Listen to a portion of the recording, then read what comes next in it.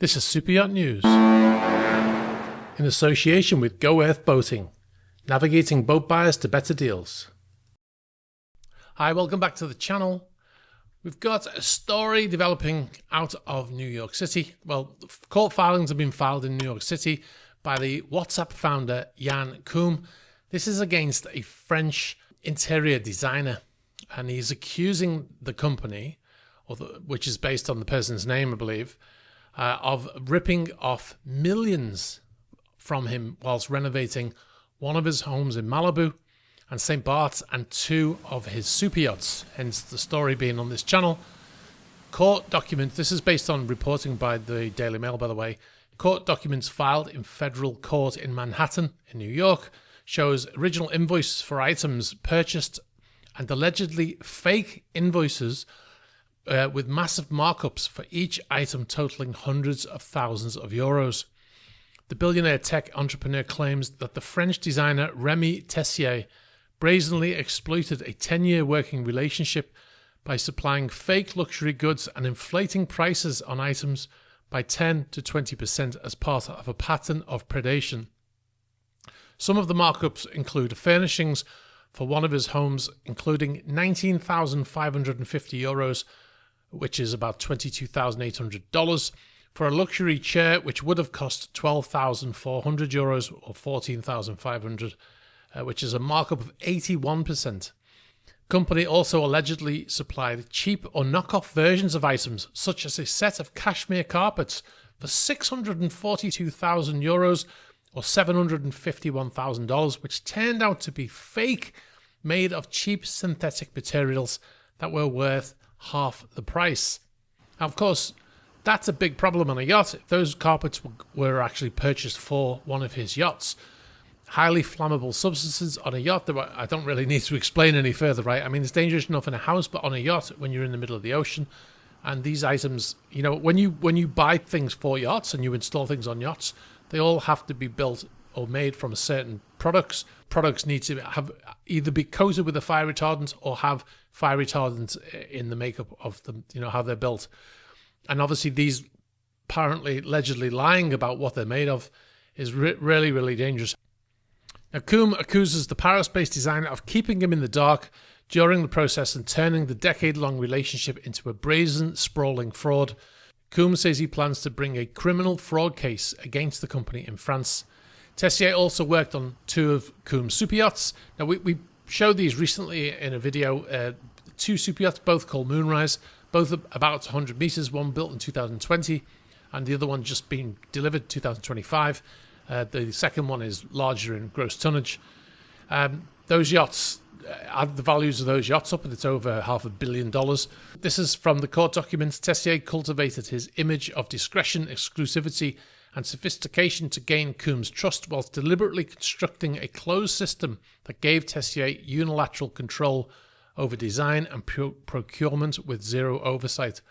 Unbeknownst to Koum, Tessier's entire system was designed to enable him to steal over and over again.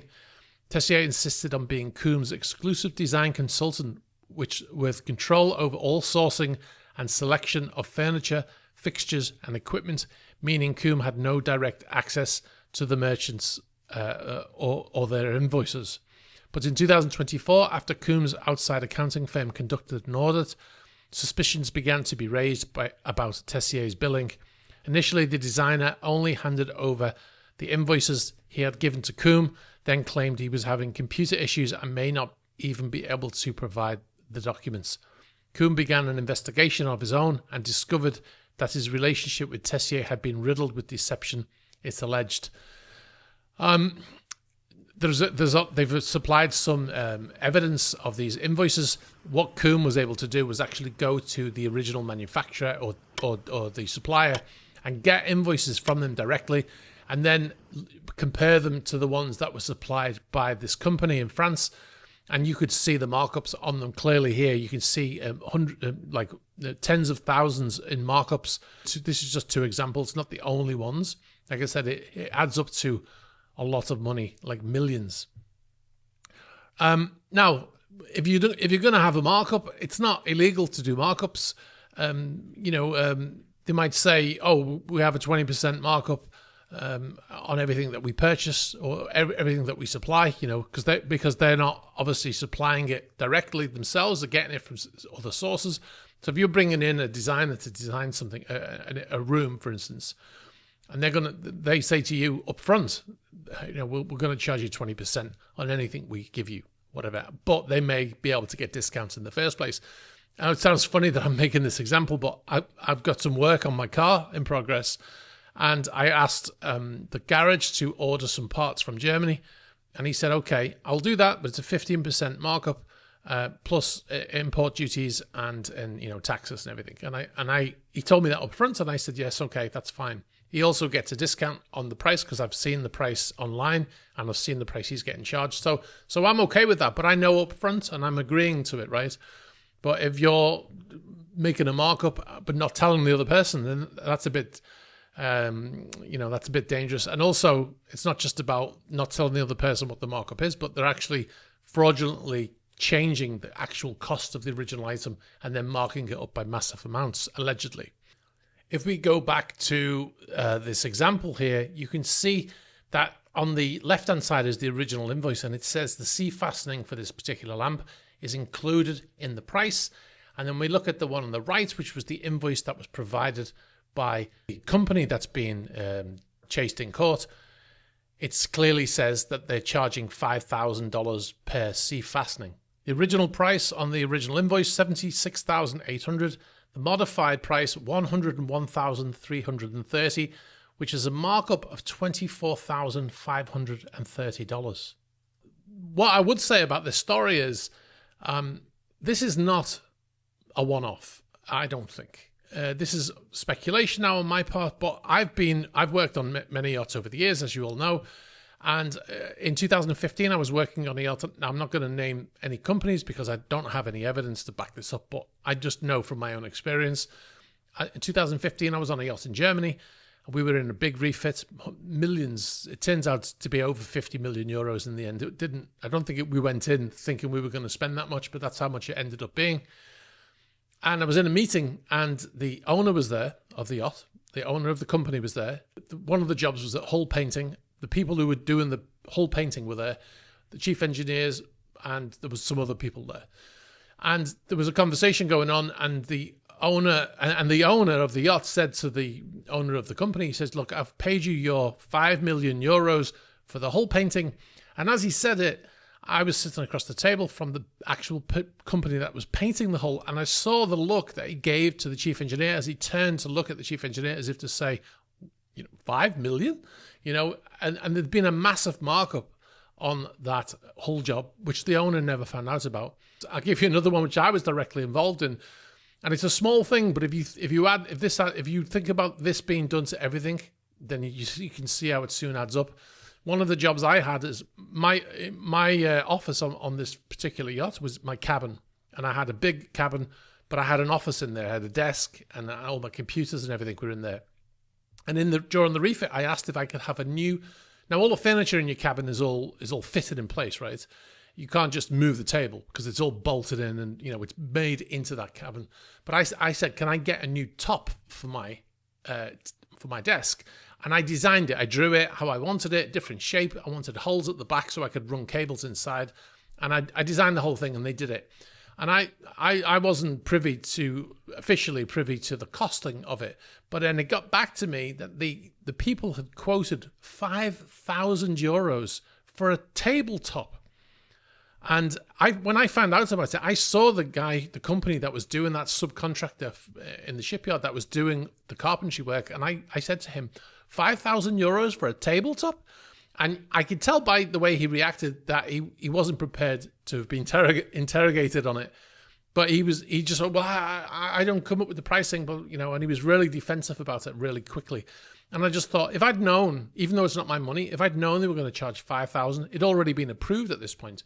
I would have said, don't do it. I would have done it myself, And it was just that, a tabletop made out of wood. They did what I asked, but 5,000 euros they charged. If you can charge 5,000 euros for a tabletop in a crew cabin, you can imagine what they're charging for everything else, right? So this is not unusual. It's like an open secret, I would say, in the industry. A lot of people won't like me saying that, and I'm not saying that everybody's doing it. I'm just saying that in my experience, I've seen it on a number of occasions in different places. So it doesn't surprise me at all, this story. We'll move on to the next story. We've got a yacht fire in a marina in Ibiza. Fire broke out on a yacht in Ibiza marina on Sunday earlier. I believe it was early hours of Sunday morning, and caused a massive plume of black smoke, which was visible from the far end of the city of Ibiza. The fire started on a 17-meter yacht, and a number of explosions were heard during the night, which apparently alerted people on the quayside to what was happening on board, including the people who were in charge of the boat. I'm not sure if they were on the boat at the time.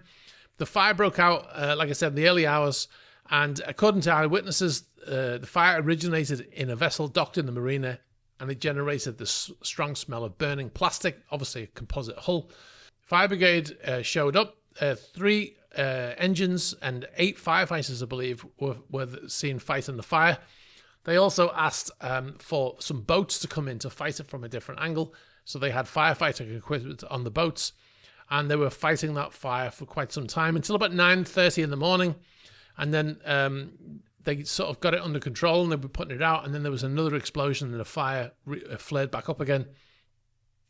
And they put in anti-pollution barriers around the vessel, and eventually they put it out. The good news is no reported injuries, and the fire appears to have been contained to that one vessel, which is, we've seen so many stories where a fire starts on a yacht and it spreads from one to another. And there was high winds on this day as well, so it seems like they were very lucky. Now, in some of the photographs you can see in the background, you can see some big yachts there, like Motor Yacht Lunacy. That's a 73-meter, 240-foot yacht, and they were right there nearby. Now, that vessel Lunacy left the marina the same day and went out to anchor. Now, we don't know if they left because of the fire or because it was just leaving anyway, but the vessel we saw it on AIS, went out to anchor. And it was, like I said, it was the same day as the fire. All right, guys, I'll leave it there. If you've got any information about that first story, or if you've got any of your own stories, I'd be interested to read those in the comments. Be sure to check us out on Patreon. We posted a video on Sunday from Monaco Yacht Show. It was like a prequel, if you like, from the week before the show started. I go into Monaco, and I'm filming in Monaco, and I flew the drone and stuff like that.